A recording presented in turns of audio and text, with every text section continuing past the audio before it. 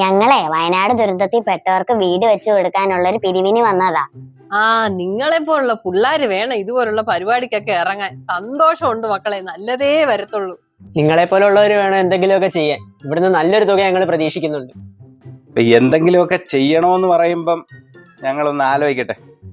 പിന്നെ അതങ്ങ് ചെയ്യാം, അങ്ങനെ അങ്ങ് ചെയ്യാം.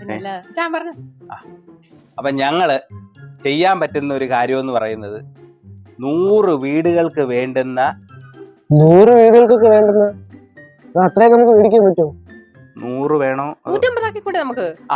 അപ്പം 150 വീടുകൾക്ക് വേണ്ടുന്ന 150 വീടുകൾക്കുള്ള പൈസയോ? പൈസയല്ലേ, 150 വീടുകൾക്ക് വേണ്ടുന്ന കലണ്ടർ അങ്ങോട്ട് തരും.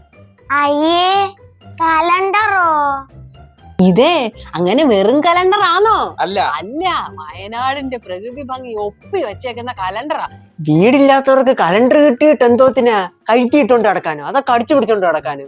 ഇത് ഓരോന്നും കണ്ട് ആസ്വദിച്ച് ഓരോ ദിവസവും എണ്ണി 365 ദിവസം ആവും. 365 ദിവസം ആകുമ്പോ വീട് കിട്ടൂ? അങ്ങനെ 365 ദിവസം ആകുമ്പോ വീട് കിട്ടത്തില്ല, ഒരു വർഷം അങ്ങ് തീരും. അന്നേരം ഞങ്ങൾ ഇതുപോലൊരു 150 കലണ്ടറും കൂടെ അങ്ങോട്ട് തരും. അയ്യേ, ഇതൊരുമാതിരി പട്ടിണി അടക്കുന്ന കക്കൂസ് കൊടുക്കുന്ന അവസ്ഥയായി പോയി. അകത്തോട്ടെല്ലാം ചെന്നാലല്ല കക്കൂസ് കൊണ്ട് ഉപയോഗമുള്ളൂ. വരനാടെ ഇങ്ങോട്ട്. വീടില്ലാത്തവർക്ക് കലണ്ടർ കൊടുത്ത അച്ഛൻ്റെ ഒരു മനസ്സ്. ആ കുഞ്ഞുങ്ങൾ സന്തോഷത്തോടെ കരഞ്ഞുകൊണ്ടാ പോന്നെ. കണ്ടോ, അവർക്ക് സന്തോഷമായി. അവരൊട്ടും പ്രതീക്ഷിച്ചതല്ല ഇത്. നമ്മളെ കൊണ്ട് ഇങ്ങനെയൊക്കെ അല്ലേ ചെയ്യാൻ പറ്റും. അല്ലയോ, നമുക്ക് അതിന്റെ നന്മ തമ്പുരാൻ തരും.